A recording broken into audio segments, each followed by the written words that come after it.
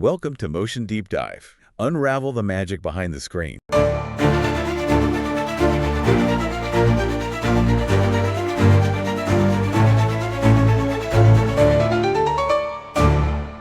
right, we're back and ready to dive into Act 2 of Arcane Season 2. And guys, buckle up because things get pretty wild. Now, if you need a refresher on Act 1, you can always head back to Episode 4. And before we jump in, just a quick apology.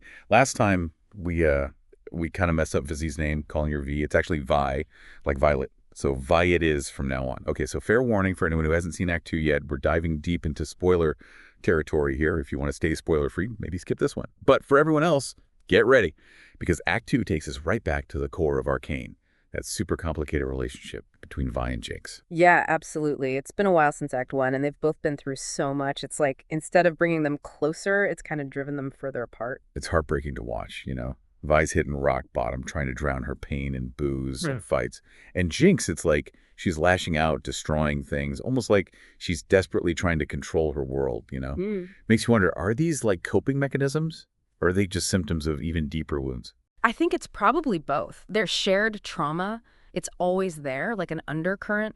And we see it in those little parallels, you know, like when Vander offers Powder that same drink he gave her mother, or how Jinx and Isha's bond is like a reflection of Vi and Powder's relationship before everything fell apart. It's like these echoes of the past keep reminding us how deep their pain really runs. Yeah, and then on top of all that, we get the Order of the Black Rose. This shadowy new faction pops up, adding a whole new layer of intrigue and danger, too. I mean, they're ruthless. Threatening Mbessa, kidnapping Mel, even killing Kino. And the imagery they use, it's chilling. Those thorny chains, they're almost suffocating, like they represent some kind of encroaching darkness. And their tactics, too. All that psychological manipulation, preying on fears and insecurities, it's what makes them so unpredictable. And dangerous, too. A complete wild card, really. Their motivations are still a total mystery. Right. And then we can't forget about Jace. He comes back from his time in the Arcane space, and he's just different. His appearance has changed. Yeah, he's more rugged, kind of hardened. But it's the shift in his personality that's really unsettling. He's impatient, quick to anger, and he's got this newfound animosity towards Hextech and Victor. What happened in that mysterious Arcane space? That's the big question, right? The Arcane space, it's a realm of raw magical energy. It's a place where the lines between reality and possibility kind of blur. It's hinted to be incredibly dangerous, and it definitely seems to have had a profound effect on Jace. Is this change a result of trauma or something darker going on? And speaking of Victor, we see him seemingly meet his end at the hands of Jace. That blast from the Hextech hammer, I wasn't sure he could survive that. But some critics are suggesting that this might not be the end for Victor. You know, his consciousness is linked to the Arcane and is titled the Herald. It seems to hint at a bigger role he might have to play. It's an interesting theory. Victor's death could be more like a transformation, a merging with the Arcane itself, and his followers, the ones he's connected to through Hextech, they're left in a state of uncertainty. Their fate is tied to his, whatever that might be. Right, and then there's Vander's transformation into Warwick. We knew it was coming, but actually seeing it play out was brutal.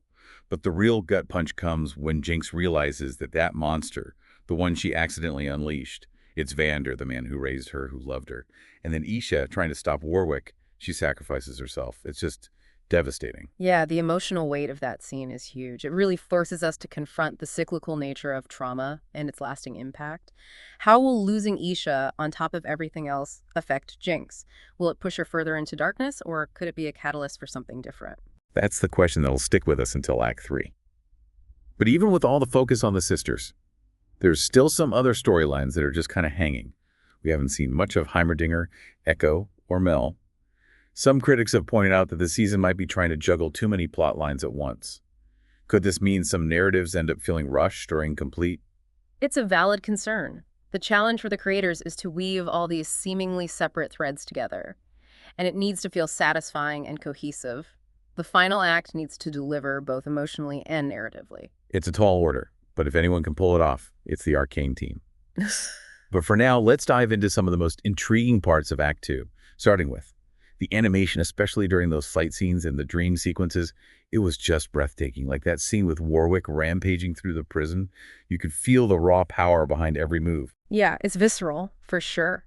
The animators, they blend realistic movement with a more stylized aesthetic, so you get something that's terrifying and beautiful at the same time. And they don't shy away from the emotional stuff either, like the way they visualize Jinx's inner turmoil, all those fragmented memories, the flashes of guilt.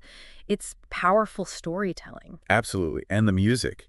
It just underscores every single beat, every emotional crescendo. It amplifies everything. It's not just background noise. It's like another layer of storytelling. Exactly. The soundtrack, it's like its own character guiding us through the story. Speaking of storytelling and those unresolved narratives, where do you think things are headed for Heimerdinger and Echo? Remember, they vanished with Jace, but only he came back.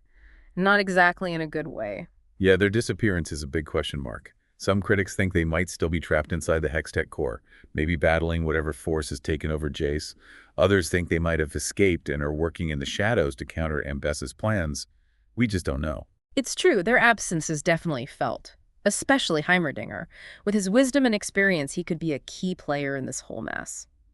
But then again, maybe their absence is intentional, a way to give other characters a chance to step up and shape events. Speaking of shaping events, Ambessa's become a major player.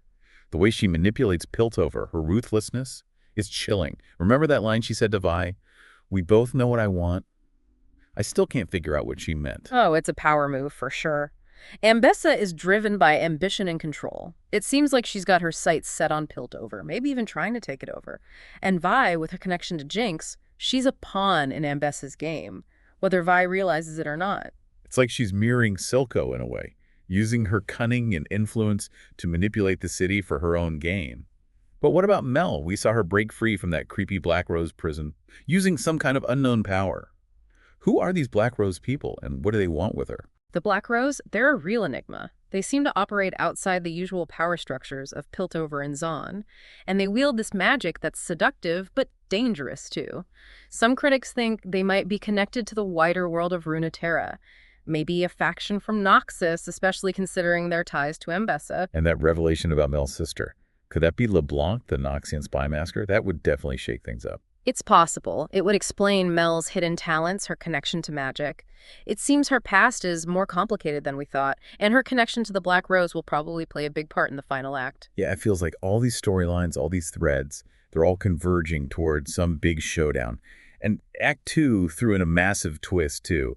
Did you see that reveal coming? Dr. Ravek being singed. What a twist. It adds so much depth to Singed's backstory, shows the tragedy behind his actions, but it also introduces another iconic character from the game, Oriana. Wait, are you saying Singed's daughter, the one he's trying to save, is Oriana, the Clockwork Girl? It definitely looks that way. It fits with Oriana's lore, her health problems, and eventual transformation. It makes you wonder if Singed's quest for a cure, all his experiments, if that's what ultimately leads to Oriana becoming who she is. That's mind-blowing. It's these little details, the connections to the wider world of Runeterra. It's what makes Arcane so rewarding. It's like a constant process of discovery. Right. It speaks to the creators' attention to detail, their passion. They're not just adapting a game, they're building a whole universe. And for all the darkness and tragedy, there's still that glimmer of hope. Even with their broken relationship, could there be a chance for Vi and Jinx to reconcile? That's the core question, isn't it? Can love and forgiveness overcome the pain of the past? It's a theme that resonates with everyone. We've covered a lot of ground in this part of our deep dive, but before we move on to the final act and all its potential twists and turns, I want to touch on something that really stood out to me, the animation. Oh, absolutely. The animation in Act 2 is simply breathtaking. It's more than just pretty pictures. It's used to convey emotion, to delve into the character's psyches, to create a sense of atmosphere and tension. Those dream sequences, those fight scenes, it's also beautifully executed. It's like watching a moving painting come to life. And those music montages, chills every time. Seriously. The music is so integral to the storytelling. It's not just background noise. It's a character in itself amplifying the emotional impact of every scene. The blend of orchestral scores and modern electronic music creates this unique soundscape that perfectly captures the energy and the angst of the story. And the way the music swells during those pivotal moments like Warwick's rampage and Jinx's breakdown in the tunnels, it just gives me goosebumps. It's masterful how they use music to underscore the tragedy and the weight of the choices these characters are making. Okay, so Act 2 left us with a ton of unanswered questions, but I think the biggest one has to be what happens next. What's going to happen to these characters and to Piltover and Zaun? It's tough to say for sure. Act 2 has definitely set the stage for a massive clash, a clash of ideologies and ambitions. You've got Ambessa making her play for power, Jace wrestling with forces he might not even understand, and then both Vi and Jinx dealing with the devastating losses they've suffered. Like a powder keg ready to blow. And where does Hextech fit into all of this? It was supposed to be a bridge between Piltover and Zaun, but now it feels like the thing that could tear them apart. Will it be a force for good, or will it destroy everything? That's the big question hanging over everything, right? Yeah. Hextech's potential is immense, but power without control, without any ethical considerations, it could become a weapon of unimaginable destruction. Ultimately, it's up to these characters to decide its fate. But can they make the right choices, especially when their own struggles are clouding their judgment? Yeah, and then there are those unresolved storylines. Heimerdinger, Echo, Mel. They've been kind of sidelines for most of Act 2. Do you think they'll reappear in the final act? And if they do, what role will they play? I think their absence is definitely a deliberate choice by the writers. It gives other characters a chance to take center stage, to face challenges, to make decisions that will have a big impact. But I have a feeling that when they do return, it'll be significant. They hold pieces of the puzzle that could change everything. It's like watching this huge tapestry being woven. And each character's actions, choices, struggles, they all contribute to the overall design. And we, the audience, are right there in the middle of it all, experiencing every twist and turn, every heartbreak and every victory. Exactly. It's that immersive quality, that emotional depth that makes Arcane so special. It's not just about the spectacle, the action, although those things are definitely there. Yeah. It's about exploring the complexities of human nature, the struggles we face, both individually and as a society. It makes you question your own ideas about right and wrong, about heroes and villains.